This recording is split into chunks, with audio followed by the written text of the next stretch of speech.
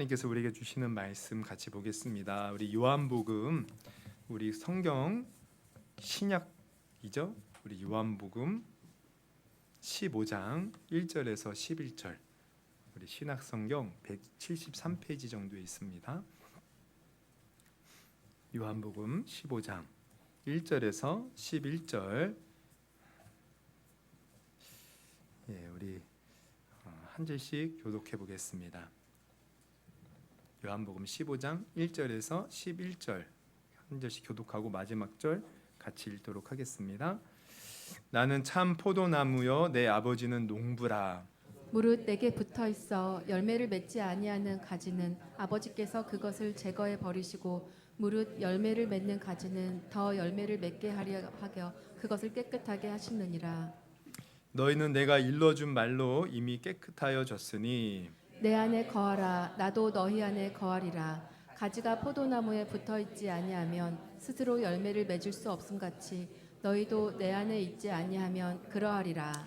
나는 포도나무여 너희는 가지라. 그가 내 안에 내가 그 안에 거하면 사람이 열매를 많이 맺나니 나를 떠나서는 너희가 아무것도 할 수 없음이라. 사람이 내 안에 거하지 아니하면 가지처럼 밖에 버려져 마르나니 사람들이 그것을 모아다가 불에 던져 사르느니라. 너희가 내 안에 거하고 내 말이 너희 안에 거하면 무엇이든지 원하는 대로 구하라. 그리하면 이루리라. 너희가 열매를 많이 맺으면 내 아버지께서 영광을 받으실 것이요 너희는 내 제자가 되리라. 아버지께서 나를 사랑하신 것 같이 나도 너희를 사랑하였으니 나의 사랑 안에 거하라.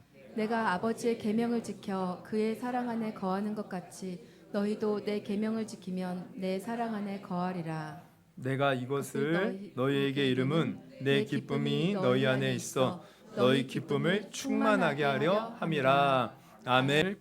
우리 요한복음 15장 우리 1절에서 11절 말씀을 읽었는데요.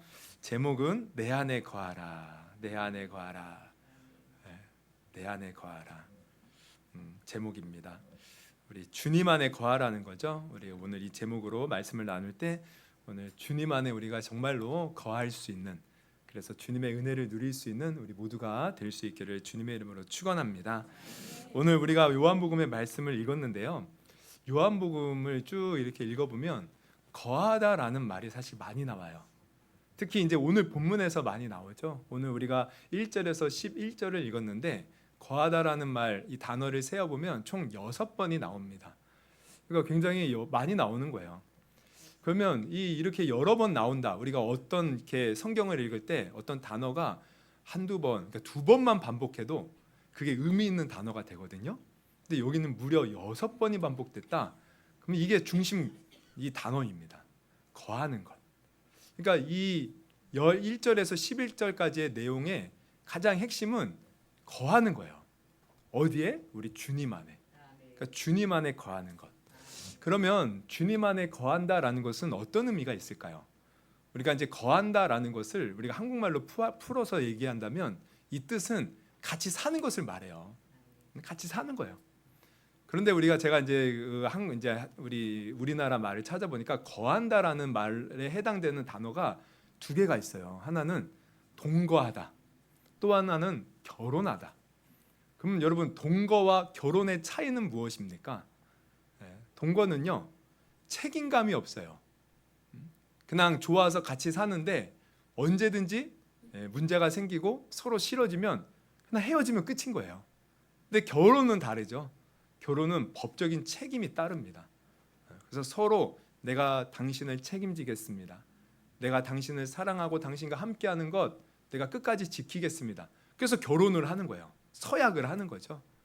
오늘 거하다, 주님이 우리 안에 거하고 우리가 주님 안에 거하는 것도요, 이 결혼과 같은 겁니다. 우리가 주님과 함께하는 것, 서로 책임을 지는 거예요. 특히 우리가 하나님 앞에 책임지는 것보다 하나님이 우리에게 책임지는 그 비중이 더 커요. 주님이 우리의 인생을 책임져 주시고 우리의 삶을 이끌어 주시고, 여러분, 이게 바로 거하는 거예요. 오늘날 우리가 이제 결혼하면, 물론 결혼은 이제 서로 간에 이렇게 같이 살면서 책임을 지고 의무를 다하는 것, 이런 거지만 오늘 우리가 보면 이제 그럼 처음에 결혼할 때 얼마나 이게 로맨틱합니까? 그리고 우리가 참 알콩달콩한 어떤 신혼생활을 꿈꾸고 그러면서 이제 결혼을 우리가 시작을 하잖아요. 근데 예수님 당시의 결혼은요, 지금과는 좀 다른 분위기의 결혼이에요. 뭐 자기가 원하는 남자, 원하는 여자, 이거보다 이제 부모님이 이제 정해주는 이런 짝과 이제 결혼을 하는데, 이 결혼의 의미가 굉장히 의무에 가까워요. 책임에. 그러니까 당시의 결혼은 뭐가 남녀간에 어떤 로맨틱해서 뭐 알콩달콩 살려고 막 결혼하는 것이 아니라 사실 서로 간에 책임을 지기 위해서, 여자는 남자에게 시집 와서 어떻게 해요? 남자가 바깥에서 생활 잘할 수 있도록 내조하고 또 도와주고 협력하는 그 책임. 반면에 남자는 여자가 그렇게 집안에서 살림을 하며 내조하면 그 여자의 삶을 책임져 주는 거예요. 의식주를 해결해 주고 또 그 여자가 보호받아서 안전하게 살 수 있도록 책임지는 것. 이게 당시 결혼의 의미였어요. 의무를 다하는 거죠. 그런데 당시에 이 보면요, 당시는 오늘처럼 이 여건 신장이 이루어진 때가 아니죠. 그래서 여성들이 사실 사회적으로 약자에 속했습니다. 그러다 보니 남자가 여자를 버리거나 아니면 남자가 어떤 사고로 인해서 먼저 세상을 떠나서 여자가 홀로 남게 되면 그때 여자의 삶은요 굉장히 비참해요.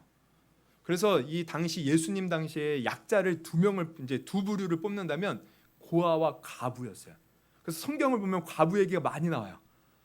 우리 예수님 이 복음서도 보면은 과부 얘기, 뭐 두 랩돈 헌금한 과부, 또 뭐 우리 나인성 과부 아들을 잃은, 그리고 우리 요한복음에 나오는 우물가의 여인, 흔히 말하는 우물가의 여인도요. 사실 어떻게 보면 과부죠, 과부. 그러면 왜 과부 얘기가 많이 나오냐? 이 연약한 사람. 그래서 예수님이 가셔서 그를 도와주고 위로해주고 구원의 은혜를 베풀어 주는 거야. 그러니까 이 결혼이라는 것, 성경이 말하는 이 동거하다. 이제 결혼이 동거하고 같이 사는 건데, 동거가 아니라 이제 같이 사는 건데, 이렇게 우리가 주님과 같이 살면 주님은 우리의 인생을 책임져 주신다는 겁니다. 우리도 물론 주님에 대해서 의무를 다하지만 그것보다 우리가 주님 안에 거하고 주님과 함께하면 이 당시의 결혼처럼 하나님은 우리의 삶을 책임져 주신다는 거야. 우리의 삶을 실제적으로 이끌어 주신다는 거야. 우리가 영원토록 망하지 않고 영원토록 살 수 있도록 우리의 삶에 놀라운 구원의 은혜를 베풀어 주신다는 겁니다. 그래서 오늘 성경의 이 구절은 바로 그거예요. 너희가 내 안에 거하라는 거야. 여러분, 우리는 정말 주님 안에 거해야 돼요. 그러니까 우리가 신앙생활한다는 의미는요, 단순히 내가 종교생활하고 예배 나와서 뭐 예배드리고 뭐 기도하고 말씀 보고 어떤 종교 활동을 하는 게 아니에요. 우리가 하나님을 믿는다는 것은 실제로 그분 안에 거하는 삶을 사는 것입니다. 그러면 여러분 한번 생각해 보십시오. 우리는 예수님 믿고 교회 다닌다고 하는데 나는 과연 정말 주님과 함께하면서 주님 안에 거하는 그러한 삶을 살고 있습니까? 주님이 나의 삶을 책임져 주시고 인도해 주시는 그 은혜를 내가 경험하며 살고 있습니까? 여러분, 실제적으로 주님 안에 거함으로 말미암아 하나님이 나의 삶을 이끌어 주시는 그 은혜를 우리가 늘 누리면서 살 수 있기를 주님의 이름으로 축원합니다. 그러니까 종교 활동이 아니에요. 우리 신앙생활, 우리 특히 기독교는 정말 하나님이 나와 함께 하셔서 나의 삶을 책임져 주신 것을 누리는 거야. 그래서 그런 사람은 어떤 삶을 사느냐? 어떤 상황 속에서도 찬송할 수 있고 기뻐할 수 있어요. 아무리 인생에 어려움이 있어도요, 그분이 나의 삶을 책임져 주니까. 그냥 세상에 연약한 인간이 나를 책임져 주는 게 아니에요. 이 세상을 창조하시고 주관하시고 모든 것을 이끌어가는 그 전지전능한 하나님이 나의 삶을 이끌어 가시니 그 사람의 인생은요, 우리가 눈으로 볼 때는 물론 연약할 수 있고 부족할 수 있지만 늘 하나님 안에서 그 사람은 천국의 기쁨을 누리는 겁니다. 우리 주의 음성을 내가 들으니 예수를 나의 구주로 삼고, 우리 이 찬양 잘 아시죠? 주의 음성을 내가 들으니 사랑한단 말일세. 또 예수를 나의 구주 삼고 성령과 피로써 거듭나니.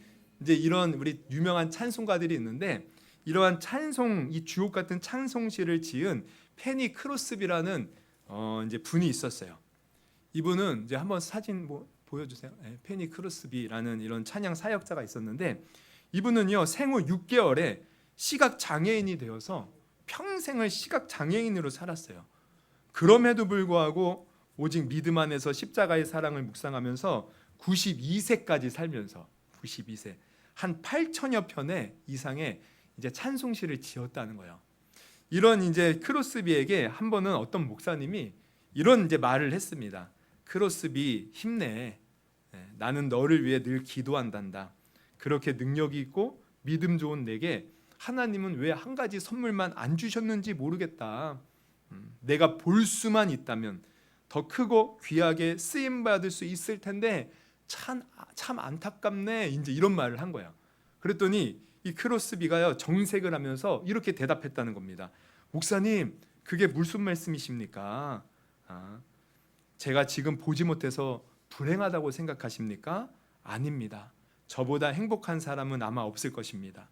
제가 천국에 가면 눈을 뜰 테고 그 순간 나를 위하여 십자가에 고난받고 죽으신 예수님을 바라볼 것을 생각하면 가슴이 떨리고 설렙니다. 저의 삶 속에서 단 한 번도 그 사랑의 감격을 잊어본 적이 없습니다. 그러니까 이 페니 크로스비는요, 눈이 안 좋음에도 불구하고 늘 하나님 안에 거하면서 그분의 사랑 안에서 기뻐하고 감사하며 그래서 찬송하는 삶을 살 수 있었다는 것이에요. 그러니까 우리가 중요한 것은요, 교회를 다니는 게 중요한 게 아니에요. 어떤 사람은 교회 열심히 다니는데 불구하고 항상 인상 찌푸리며 살고 있어요. 인상. 한번 여러분 옆 사람 보십시오. 누가 인상 찌푸리고 있습니까? 그 사람은 지금 주님 안에 온전히 거하지 못하는 거예요. 왜 웃으셔요? 본인이 찔려서? 여러분 인상 퍼셔야 돼요. 인상. 웃어야 돼요. 주님 안에 정말 거하면서. 그러니까 단순히 교회만 나오는 게 중요한 게 아니에요. 정말 살아계신 하나님 안에 거하면서 그분이 주시는 그 사랑과 은혜 속에서 감격하며 기뻐하며 찬송하며 살 수 있는 것. 여러분 이렇게 우리가 살 수만 있다면 세상이 아무리 힘들고 어려도요, 우리는 늘 웃으면서 살 수 있고 감사하며 살 수 있고 실제로 그러한 삶 가운데 놀라운 하나님의 역사와 은혜를 경험하며 살며 살 수 있게 되는 것이죠. 그러니까 여러분 우리가 성경을 보면요, 하나님이 이제 우리를 부르셨다는 표현을 하잖아요. 하나님이 우리를 구원하시고 부르셨어. 그러면 왜 하나님이 우리를 구원하고 부르셨을까요? 저는 예전에 하나님이 저를 구원하셨을 때 가만히 생각해 보니까 이 복음 전하라고 하나님이 하나님 일 맡기려고 나를 부르셨구나. 그래서 정말 열심히 했어. 막 열심히. 교회도 열심히 가서 예배드리고 전도도 열심히 하고 교회에서 뭐 일이 있으면 열심히 막 봉사하고 충성하고 이게 주님이 나를 부르신 목적이라고 생각했어요. 근데 그렇게 열심히 하는데요, 어느 순간 열심히 하는 가운데 번아웃이 오는 거예요. 탈진이 오는 거예요. 뭔가 회의감이 드는 거예요. 내가 이렇게 열심히 하는데 뭔가 바뀌는 것도 없는 것 같고 뭔가 열심히 하면 더 복을 줄 것 같은데 뭐 그렇게 큰 복이 오는 것도 아닌 것 같고 또 열심히 하는데 다른 사람들이 알아주지도 않아요. 오히려 내가 열심히 하는 거 막 이렇게 그냥 막 뭐 이렇게 자꾸 이렇게 말만 많고 그러면서 막 실망감이 오고 내가 지금 뭐 하나 이런 생각이 드는 거예요. 그런데 제가 그런 가운데서 기도하면서 성경을 보는데 하나님이 나를 부르신 이유가 물론 나를 통해서 뭔가를 하시기 위해서 부르신 것을 이제 알지만 그거보다 우선시 되는 것이 있어요. 그걸 제가 마가복음에서 깨달았습니다. 우리 마가복음 3장 14절에서 15절을 한번 읽어보겠습니다. 우리 14절에서 15절에 보면 이런 말씀이 나와요. 이제 제자를 부르셨는데 그 부르신 목적을 이렇게 말하고 있어요. 이에 12를 세우셨으니 이는 자기와 함께 있게 하시고 또 보내사 전도도 하며 15절 귀신을 내쫓는 권능도 가지게 하려 하심이라. 여러분 많은 사람들은 이것을 볼 때 주님이 제자들을 부르셔서 전도하고 귀신 쫓아내고 하나님의 일을 하려고 부르셨구나 여기에 집중하는데 그 전에 분명히 이렇게 말하고 있어요. 이에 12를 세우셨으니 이는 뭐래요? 자기와 함께 있게 하신. 여러분 이게 가장 우선시 오는 이유예요. 주님이 나와 함께 하시려고. 그러니까 하나님이 사실 우리를 부르신 이유는 뭔지 아십니까? 하나님이 우리와 함께 하시려고. 이 말을 거꾸로 말하면 우리가 하나님 안에 거하게 하시려고. 그래서 우리가 하나님 안에 거하면서 그분과 함께 할 때 그분이 주시는 은혜가 우리 안에 충만하게 이렇게 공급이 되잖아요. 그러면 저절로 우리가 사실 전도하게 되어 있어요. 주님의 은혜가 늘 우리 심령 가운데 충분하잖아요. 그럼 내가 다른 사람에게 선을 베풀게 되어 있어요. 내가 나도 모르게 주를 위해서 헌신하고 충성하고 봉사하게 되어 있다는 거예요. 그러니까 중요한 것은 내가 주님 안에 거하는 거였어요. 내가 이걸 놓친 거였죠. 아, 내가 주님 안에 거해야 되는구나. 그래서 다시 주님께로 가서 십자가에서 나의 보여주신 그 은혜와 사랑을 묵상하면서 주님의 사랑을 깨닫게 되니까 그때부터 다시 번아웃은 사라지고 힘이 나는 것을 경험하게 되었습니다. 여러분, 정말 주님이 우리에게 원하시는 것은요, 사실 우리가 주님 안에 거하면서 주님의 사랑과 은혜를 아는 거예요. 여러분, 베드로 보세요. 베드로가 죽을지언정 내가 예수를 부인하지 않겠다고 예수님이 잡히시기 전에 그렇게 고백을 했어요. 근데 막상 예수님이 힘없이 잡혀가시니까 어떻게 해요? 이 베드로는 예수님을 3번이나 부인을 합니다. 그리고 막 그냥 살겠다고 도망가요. 그러면서 나중에 부활하신 예수님을 만나는데도 불구하고 자기가 갈 방향을 잃어버리고 고기 잡으러 가요. 다시. 주님이 너 사람 낚는 어부로 내가 너를 사용하겠다 불렀는데 자기 스스로 낙심하고 절망해서 예수님 부활하신 것을 봄에도 불구하고 다시 고기 잡으러 가는 거예요. 그런데 예수님은 그런 베드로를 찾아가셔요. 그래서 베드로에게 뭘 물어보신 줄 아세요? 이렇게 물어. 네가 나를 사랑하느냐? 저 사람보다 네가 나를 사랑하느냐? 그때 베드로는 사실 예수님 사랑해요. 그런데 자기가 연약하여 그 사랑하는 예수님을 배신했잖아요. 부끄러우니 자신 있게 주님 사랑합니다 말은 못하겠고 주님이 아시지 않겠습니까? 주님이 아시지 않겠습니까? 그러니까 예수님이 3번 물어보는데 3번 다 주님이 아시지 않습니까? 3번째 물어볼 때는 근심하면서 왜 자기 연약한 부끄러움을 다 알잖아요. 근데 예수님은 그렇게 대답하는 베드로에게 내 양을 쳐라? 내 양을 먹이라? 이제 이런 말씀을 하는 거예요. 그러면 이게 도대체 무슨 의미입니까? 이게 무슨 의미예요? 이것은 바로 이런 거죠. 예수님은 베드로에게 이렇게 말씀한 사실. 네가 비록 넘어지고 실수하고 그랬지만 나는 여전히 너를 믿고 너를 사랑한다. 그러니 내 사랑 안에서 내가 주는 힘으로 나를 위하여 끝까지 사명을 감당했으면 좋겠구나. 그래서 그 배신한 베드로, 예수님은 가셔서 그 마음에 위로를 주시면서 내 사랑 안에 거하라 사실 초청하고 있는 거예요. 그 사랑을 다시 깨달으라는 거예요. 그 사랑에 힘입어서 내가 너에게 지시한 그 사명들 잘 감당했으면 좋겠다. 이렇게 주님 가셔서 그 마음을 위로해 주셨으니 여러분, 우리도 필요한 것은 바로 이것입니다. 그냥 내가 주를 위해서 열심히 사는 거 이게 중요한 게 아니에요. 먼저는 주님의 사랑을 깨달아야 돼요. 주님 안에 거하면서 그 은혜를 우리가 누려야 됩니다. 하나님이 얼마나 우리를 사랑하시고 우리를 위하여 독생자까지 내어주시고 지금도 우리를 붙들어 주시고 우리와 함께 하는지 우리가 그것을 알아야 돼요. 여러분, 우리도 사실 주님을 믿는다고 신앙생활한다고 하는데 가만히 보면 우리 어때요? 시시때때로 우리도 주님 뜻대로 살지 못해서 넘어지잖아요. 또 작은 죄의 유혹에도 넘어지고 또 생각지도 못한 어떤 어려움을 당할 때 그 일로 쉽게 좌절하기도 해요. 그리고 때로는요 사람들의 작은 말 한마디에 우리가 상처 입고 뭔가 이렇게 괴로워하기도 하고요.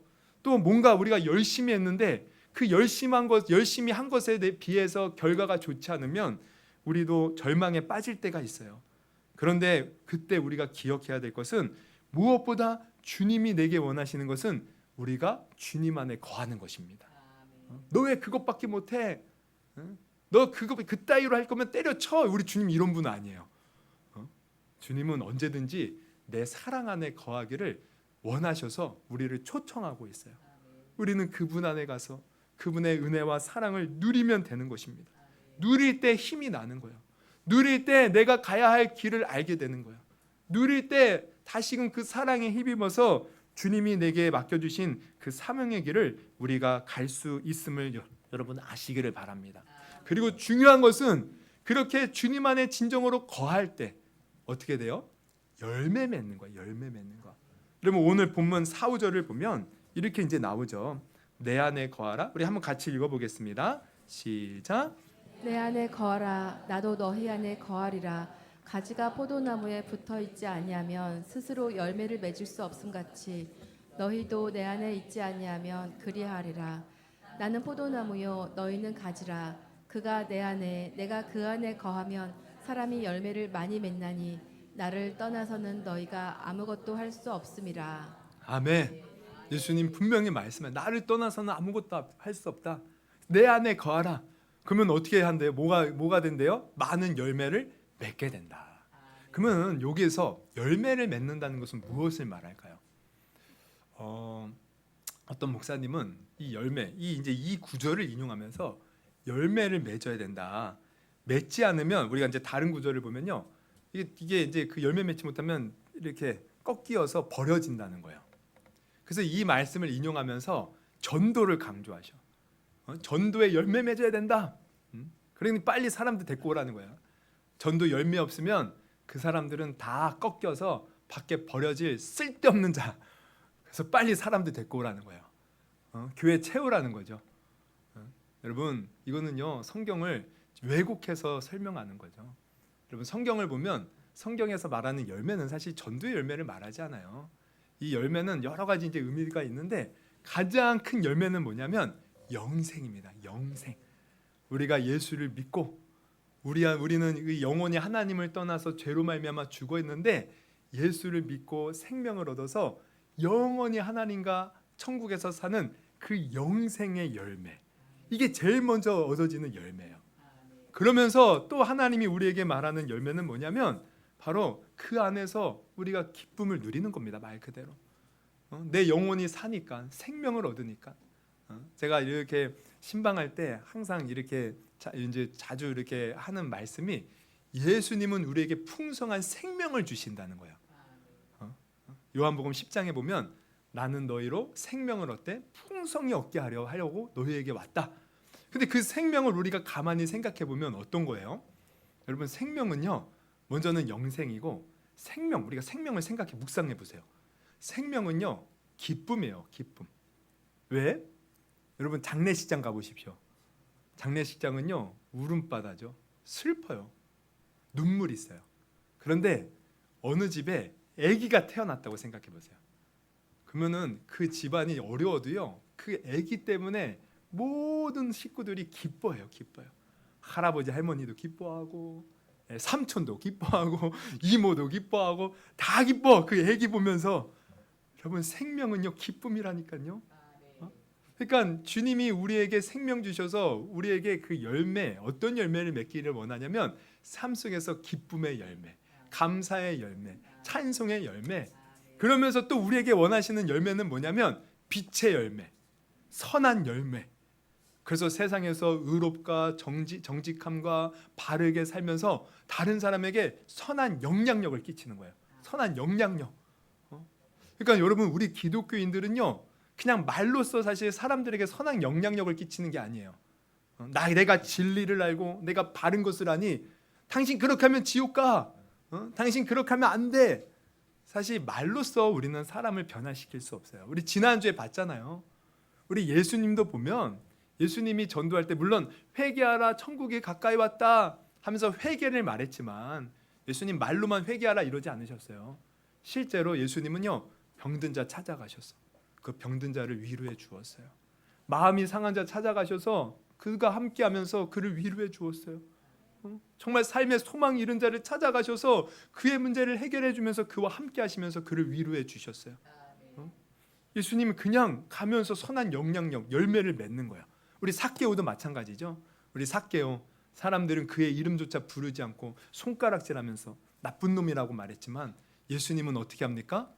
야, 이 삭개오야, 너 사람들 다 욕하는 거 못 들었어? 이 자식 회개 안 해? 회개 안 하면 너 지옥 가니까 빨리 회개하고 나 따라와. 이놈의 자식이 어디서 그렇게 나쁜 짓 해? 당장 회개해. 여러분, 이랬습니까? 전혀 그러지 않으셨어요. 가셔서 어떻게 해요? 삭개오야, 삭개오야, 이름을 따뜻하게 불러주시고 내가 오늘 너의 집에 유해야겠다. 그의 집에 가셔서 같이 식사도 하고 같이 주무시기도 한 거예요. 삭개오가 어떻게 됐습니까? 그 예수님의 따뜻한 사랑에 위안을 받고 위로를 받아서 스스로 변화돼요. 주님, 내가 가난한 자를 빼앗은 것이 있다면 내 갑절로 갚겠습니다. 내 소유의 절반을 가난한 자들과 함께 하겠습니다. 변화되는 거예요. 여러분, 이게 열매입니다. 하나님은 우리를 통해서 세상에 나가 이 열매를 맺기를 원하신다는 거예요. 근데 이 열매를 맺으려면 우리의 힘으로 할 수 없어요. 언제나 우리의 삶을 책임져 주시고 우리를 사랑해 주시고 우리를 끝까지 붙들어 주시는 주님 안에 우리가 거해야 된다는 거예요. 그분과 함께 해야 된다는 거예요. 여러분, 우리 평양 대부흥이라고 들어보셨죠? 1907년에 일어난 평양 대부흥. 여러분, 엄청난 우리 부흥이 기독교, 우리 한국 기독교 역사에서 아주 그냥 그 평양 대부흥으로 100만 구령 운동이 일어났는데, 그때 이후로요 한국의 교회들이 아주 굉장히 많이 생기고 성도들도 굉장히 많이 늘어났어요. 이제 굉장히 큰 이 부흥인데, 근데 우리가 그 역사를 보면요, 이 부흥 1907년 부흥이 일어나기 전에 원산에서 먼저 작은 부흥이 몇 년 전에 일어납니다. 한 1904년, 한 3년 전에. 근데 그 부흥은 이제 어떤 부흥이냐면, 이제 그곳에서는 이제 14년째 목회하고 있던 하디 선교사님이 계셨어요. 근데 이 하디 선교사님이 14년 동안 열심히 막 사역을 이제 했는데도 실적이 없는 거예요. 그리고 하디 선교사님이 나름대로 이렇게 했지만 그 한국 사람들과 계속 관계가 흐트러지게 깨지는 거예요. 그래서 굉장히 막 절망하면서 내가 이 선교를 계속 해야 되나 말아야 되나 이제 고민하고 있었습니다. 근데 그때 마침 중국에서 선교하던 화이트 선교사님이 이제 이 한국에 오셨어요. 그래서 원산에 들려서 이 이제 하디 선교사님과 함께 한번 사경회를 우리가 열자고. 이 사경회라는 것은 오늘날로 말하면 부흥이에요, 부흥회. 그래서 그 막 이제 말씀을 가지고 말씀 나누고 기도하고 낮에는 막 전도하고 뭐 이런 건데, 사경회를 합시다. 그래서 좋다고 이제 하게 되는데, 이 화이트 선교사님이 하디 선교사님에게 3번의 저녁 말씀을 맡기는 거예요. 그래서 하디 선교사님이 무슨 말씀을 전할까 고민을 하다가 이제 주제를 정했어요. 첫날은 그리스도 안에 거함, 둘째 날은 그리스도를 믿음, 셋째 날은 성령의 체험. 그래, 이것을 설교해야겠다. 그래서 이제 설교를 준비를 하는 거예요. 근데 설교를 준비하다가요, 자기가 그동안 잊고 지냈던 것, 자기가 놓치고 있었던 것을 깨닫게 돼요. 그것은 뭐냐면, 자기가 13년 동안 열심히 사역했지만 가만히 보니 그 사역 안에 주님이 거하지 않았던 거야. 주님이 계시지 않았다는 거야. 그냥 열심히만 하지. 그러니까 자기는 말로 사역 선교를 한다고 하지만 사실 주님 안에 거하지 못했고, 진짜 주님을 믿지 못했고, 그냥 자기 힘만 믿고 사역을 했던 거죠. 그래서 실적이 없는 것, 자기는 평생 자기가 이렇게 실적이 없는 것을 늘 한국 사람 탓했어요. 저 한국인들 야만인 같고 게으르고 무식하고 아무리 설교해도 알아듣지 못하고 항상 꼬투리 잡고 저런 한국인들 이게 선교가 되겠냐, 늘 사람들을 택했는데, 이 순간 자기의 모습을 보니까 다른 사람이 탓이 아니었던 거예요. 자기가 지금 주님과 거하지 못하고 자기의 노력과 힘으로 하는 이러한 모습들이 있었던 거죠. 이것이 깨달아지면서 그가 회개가 터져 나와요. 하나님, 내가 다른 사람 탓하면서 주님을 보지 못했습니다. 주님을 의지하지 못했습니다. 그러면서 눈물로서 회개를 해요. 그러면서 이제 사경회가 시작되었을 때 이 회개의 눈물이 그치지 않아서 이제는 성도들 앞에서 이실직고를 하는 거예요. 여러분, 저는 지금까지 여러분을 미워했습니다. 말씀을 전해도 여러분이 이해하지 못한다고 여러분을 제가 비판하고 판단했어요. 여러분을 싫어했어요. 그런데 하나님은 저의 모습을 보게 하셔서 나에게 문제가 있음을 알게 하셨습니다. 여러분, 잘못했습니다. 그런데요, 그 말씀을 듣는 다른 성도들이 이 말을 듣고, 아니 선교사님이 우리를 미워했어? 나쁜 사람이네? 이런 게 아니라 그 선교사님의 진실 어린 그 눈물을 보면서 본인들도요, 우리가 잘못했다는 거야. 선교사님 말씀 잘 안 듣고 우리가 잘못했어요. 우리가 하나님 말씀대로 살아야 되는데 우리가 그러지 못했어요. 우리가 이런 잘못을 졌어요. 우리가 이렇게 나쁘게 행했어요. 그러면서요, 회개가 터져 나온 거야. 그 순간 막 회개의 바다가 되고, 그러면서 거기에 부흥이 일어난 겁니다. 사람들이 회개해서 나가서 바르게 살면서 다른 사람들에게 하나님의 사랑, 그 죄인된 우리를 구원해 주신 하나님의 사랑 전하면서 와, 거기에 부흥이 일어났는데 그 부흥의 여파가 4년 후에 1907년 평양에 이어지면서 놀라운 한국에 부흥의 역사가 일어났다는 거예요. 그러니까 여러분, 제가 왜 이 얘기를 하냐면, 여러분, 우리가 삶에서 열매 맺는 건 이건 우리의 힘으로 하는 게 아닙니다. 내가 주님 안에 거하면서 진정한 주님의 용서와 주님의 그 은혜, 그 구원의 은혜, 십자가의 사랑, 또 내 자신의 모습을 보면서 연약한 이런 우리까지도 붙들어 주시는 하나님의 엄청난 그 은혜를 깨달을 때, 여러분, 우리 삶에 아름다운 열매가 맺어지는 거예요. 이 열매, 그러니까 여러분, 우리 이 열매를 맺는 삶을 살기 위해서, 이 생명을 전하는 삶을 살기 위해서 우리 어떻게 해야 됩니까? 주님 안에 거해야 돼요. 주님 안에. 다른 방법이 없다는 거예요. 여러분, 헬렌 로즈비어라는 아프리카 콩고 선교사님이 계셨습니다. 우리 한번 사진. 후덕하게 생기셨죠. 뭐 지금은 이제 고인이 되었는데, 이 선교사님이 그분이 이제 1925년에 영국에서 태어나서 1945년 캠브리지 의대를 졸업하고 의사가 되어서 1953년에 콩고의 자원에서 의료 선교사로 갔어요. 그곳에서 병원과 학교를 세우면서 열심히 사역을 했는데, 그만 1964년에 콩고 내전이 이제 벌어진 거예요. 내전이. 그러면서요, 이분이 반군에게 잡혀가요. 근데 거기서 잡혀간 것을 끝이 아니라 폭행을 당하고, 또 동료들이 죽는 것을 목격하고, 심지어 여자로서의 그 수치, 성폭행까지도 당합니다. 성폭력도. 그러면서 그렇게 막 어려운 일을 당하고 나서 몸과 마음이 다 망가진 채로 그래도 그냥 구사일생으로 살아나서 다시 영국으로 돌아왔는데, 우리 같으면 콩고로 다시 돌아가겠습니까? 절대 안 돌아가죠. 근데 이분이요, 다시 내전이 끝나자마자 콩고로 다시 돌아가요. 그래서 은퇴할 때까지 또 거기서 대학과 병원을 설립하면서 그들을 위해서 헌신합니다. 그래서 나중에 콩고인들은요, 이 헬렌 로즈비어 선교사님을 마마 루카로 불렀어요. 마마 루카, 엄마라는 거예요. 우리 엄마 루카. 그렇게 불렀다고 해요. 이런 선교사님이신데 어떤 분이 이제 궁금해서 그분에게 이제 물어보았어요. 아니, 어떻게 선교사님은 그런 엄청난 고통을 당하고서도 다시 콩고로 돌아갈 생각을 하셨습니까? 그때 이제 그분이 이렇게 대답했어요. 제가 콩고의 정글 완바의 감옥에 있을 때 엄청난 일들이 있었습니다. 동료들은 비참하게 죽음을 당했고, 저는 성폭력을 당했고, 그리고 5개월 동안 감옥에 있으면서 죽음과 공포와 싸워야 했고, 여성으로서의 온갖 수치를 당했습니다. 그래서 죽음과 공포와 두려움 속에서 하나님에 대한 원망과 서운함이 너무 컸는데, 근데 이제 그러고 나서 한 번은 하나님이 이런 말씀을, 이제 감동이 이제 왔대요. 헬렌, 너 그런 일을 당했는데 내게 감사할 수 있겠니?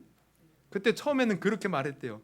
하나님, 제가 어떻게 감사할 수 있겠습니까? 저와 입장을 바꿔 생각해 보세요. 하나님께서 기뻐하시는 일을 위해서 그곳까지 가서 복음을 전했는데 제 동료들은 순교했고 저는 성폭행을 당했어요. 하나님 같으면 감사할 수 있겠습니까? 저 감사 못해요. 이런 마음이 이제 든 거죠. 근데 하나님이 계속 그 마음을 만져주면서, 그럼 사실 네가 고통 가운데 있을 때, 네가 그 어려움을 당할 때에도 내가 너와 사실 함께했고, 십자가의 고통으로 너와 늘 동행했는데, 너 나 때문에 감사하면 안 되겠니? 나 때문에? 그러니까 그런 음성이 들리는데 하나님께서 어떤 마음을 주시냐면, 그러니까 자기가 그 고통 속에 있을 때도 하나님은 함께 하신 거야. 함께 하신 거. 자기가 그 어둠 속에 있을 때도 하나님이 늘 함께 하신 거야. 그러면서 이제 깨닫게 되는 게 뭐냐면, 아, 하나님이 나와 여전히 함께 하셨구나. 내 삶을 이끌어 주셨구나. 그래서 나는 실패한 게 아니구나. 주님이 그 십자가의 고통 가운데 했던 그 고통으로 나를 위로해 주고 계시는구나. 그래서 그것을 깨닫고 나니까 다시 힘이 난 겁니다. 주님이 나와 함께 하신다. 그래서 다시 그 힘으로 영국 돌아가서, 아니 콩고로 돌아가서 어떻게 해요? 끝까지 그 사명을 감당할 수 있었다는 거예요. 여러분, 우리가 해야 할 일은 언제나 하나님은 변함없이 우리를 사랑하시고 우리와 함께 하신다는 거예요. 이것을 우리가 깨닫고 그분 안에 거하는 겁니다. 그분과 함께 하는 겁니다. 그러면 그때 우리의 삶에는 내가 알 수 없는 엄청난 신비로운 힘이 솟아나요. 그 힘으로 우리는 열매를 맺는 거죠.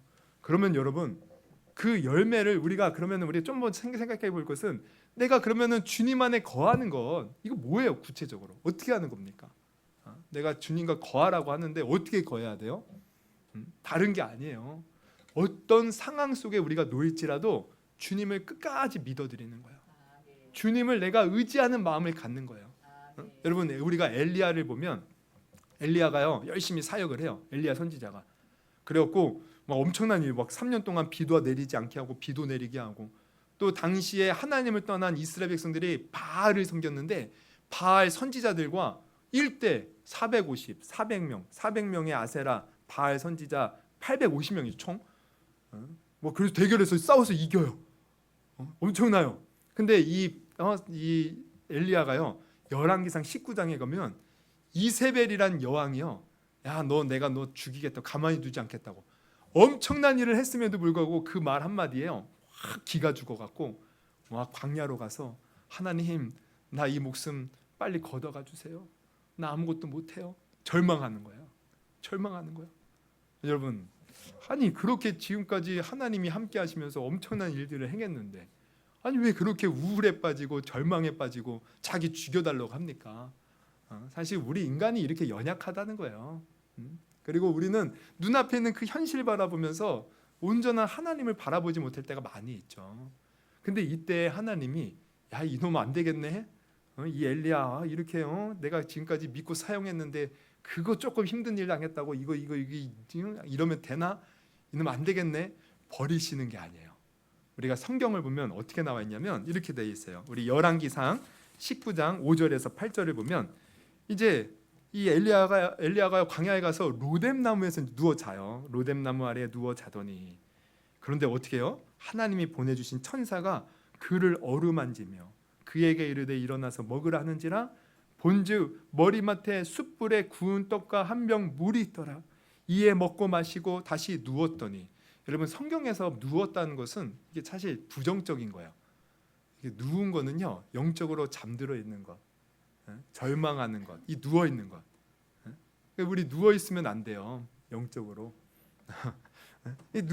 누워서 그렇게 절망 속에 빠져 있는. 근데 하나님은 어떻게 해요? 위로해 주시는 거예요. 근데 위로해 줬는데 또 누웠대요. 근데 하나님은 어떻게 해요? 또 여호와의 천사가 또 다시 와서 어루만지며 이르시되 일어나 먹으라, 네가 갈 길을 다 가지 못할까 하노라 하는지라. 할렐루야. 여러분, 우리 하나님은요 이런 분이셔요.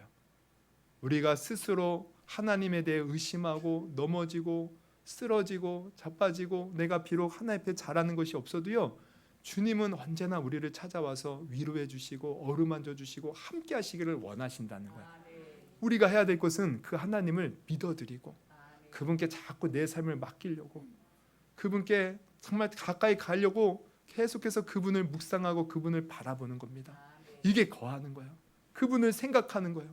내가 어떤 어려움 속에서도 나와 함께 하시는 하나님을 잊지 않고 그분을 생각하면서, 하나님, 내가 주님 여기 있습니다. 나를 붙들어 주옵소서. 이게 여러분 거하는 겁니다. 그때 주님은 우리 삶 가운데 놀라운 일을 행하셔요. 여러분, 제가 이것만 얘기하고 마칠게요. 제가 예전에 지방에 이렇게 이제 교회를 개척하고 지방에 이렇게 이제 가입해서 갔더니, 우리 지방에 이제 목사님 중에 한 전도사님이 계셨어요. 그분은 저보다 나이가 좀 많았습니다. 근데 왜 전도사님일까? 이제 교회도 이렇게 하고 계시는데, 근데 이제 뭔가 이렇게 사정이 있어서 이제 목사 안수를 못 받았나 봐요. 제가 이제 가고 1년 후에 목사 안수를 받으시더라고. 그래서 제가 그 목사 안수에 이제 참석을 했는데, 뭐 이렇게 보니까 막 사람들도 많이 와 있고 막 영상을 이렇게 보여주는데, 그 사람 이제 그 목사님에 대해서, 목사님이 그래도 나름 이제 집이, 아버님이 사업을 하시는데 부자예요. 그래서 이제 유학을 갔다가 이제 다른 일 때문에 유학을 갔다가 거기에서 예수님을 만나고 이제 신학을 하게 된 거죠. 그러면서 이제 영어도 잘하시고 똑똑하시고, 뭐 하여튼 한국에서도 사역을 나름대로 열심히 이렇게 하시더라고. 근데 그 영상을 이렇게 보면서, 야, 이분 대단하다.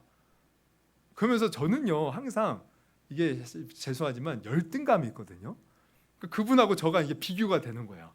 야, 저분은 저렇게 영어도 잘하고 유학도 갔다 오고 저렇게 똑똑한데 나는 부모도 제대로 못 만나서 유학도 못 갔다 오고 공부도 많이 못했고 그렇다고 뭐 뛰어난 재능이 있는 것도 아니고 이런 갑자기 확 마음이 꺾이는 거야.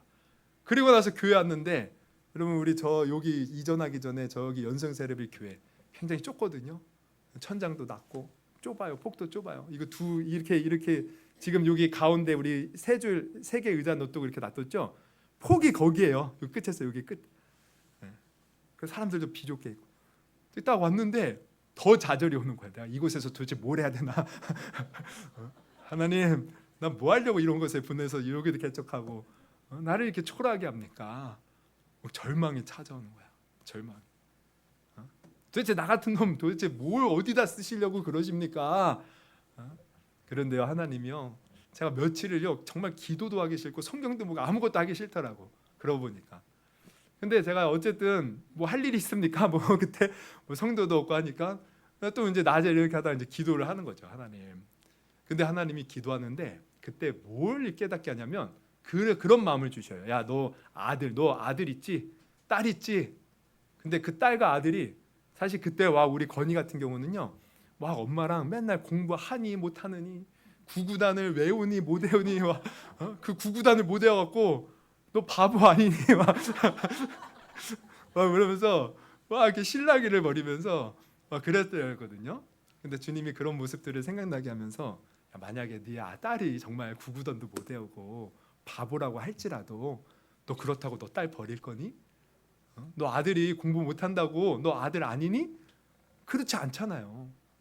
하나님, 내 아들이 내 딸이 공부 못해도 세상에서 잘 나가지 못해도 전 제 딸이고 제 아들이에요. 주님이 그때 말씀하시는 거예요. 너도 마찬가지야. 넌 왜 다른 사람하고 비교하면서 너 스스로를 못났다고 생각하지만 너는 나의 가장 존귀한 자야. 내가 너를 지명하여 불렀고 내가 너를 택하여 세웠는데 너는 나의 가장 자랑스러운 내 아들이란다. 그러니 너는 다른 사람하고 비교하지 말고 힘들고 마음이 어려울 때 그저 내 안에 머물기만 해라. 거하기만 해라. 그러면 내가 너에게 힘줄 것이고 기쁨을 주실 것이고 내가 다 인도해 줄게. 제가 그때부터 하는 일은 다른 사람과 비교하면 그때부터 끝이는 거야. 주님 바라봅니다. 주님 의지합니다. 주님 안에 거합니다. 힘들고 괴롭고 삶이 정말 뭔가 막막하고 일이 잘 안 되고 모든 것이 다 막혀있는 그런 상황 속에서 주님만 바라보는 거예요. 주님, 저 주님밖에 없어요. 그랬더니 주님께서 저를 이곳까지 인도해 주신 줄, 지금까지 인도해 주신 줄 여러분 아시기를 바랍니다. 여러분 오늘 말씀의 핵심은요 우리가 주님 안에 거하는 겁니다. 주님이 우리에게 지금 원하시는 것은 내 안에 거하라는 거야. 물론 우리가 주님한테 잘 보이려고 막 뭔가를 하지만 그런 거 잘한다고 해서 주님이 기뻐하는 것이 아니라 그저 자녀들처럼 주님 나 여기 있어요. 주님 나 여기 있습니다. 주님 안에 거할 때 주님이 은혜 주시고 힘 주시고 우리를 붙들어 주십니다. 주님 안에 거하면서 주님이 주시는 은혜 누리면서 여러분 삶에서 풍성한 열매 맺으며 살 수 있기를 주님의 이름으로 축원합니다. 우리 한번 기도했으면 좋겠어요. 우리 한번 기도하실 때 여러분 우리가 교회를 이렇게 다니시고 또 나름대로 예배도 들으시고 또 나름대로 성경도 보고 기도도 할 텐데 여러분 나는 어떤 마음으로 그러한 종교 그런 어떤 그런 신앙생활을 했습니까? 정말 주님이 우리에게 원하시는 것은 나의 안에 거하라는 거예요. 그분의 사랑 안에 거하라는 거예요. 변함이 없이 우리를 끝까지 붙들어 주시는 그 하나님 안에 거하라는 거예요. 세상에 절망이 오고 사방팔방이 막혀 있는 곳 많은 사람들이 다 나를 떠난 것 같이 외롭게 혼자 있을지라도 주님 바라보면서 내 안에 거하라는 겁니다. 우리 정말 오늘 말씀 우리가 은혜 받은 말씀 붙들고 주님 내가 정말 주님 안에 거하며 주님의 늘 위로와 사랑 안에 거할 수 있도록 나를 붙들어 주시고 내가 어려움 속에서도 주님 바라볼 때 주님 나의 힘이 되어 주시고 반석이 되어 주시고 나의 인도자가 되어 주시옵소서. 우리 그렇게 들은 말씀 놓고 우리 한번 주여 한번 부르시고 우리 기도했으면 좋겠습니다. 우리 결단의 기도 하겠습니다. 주여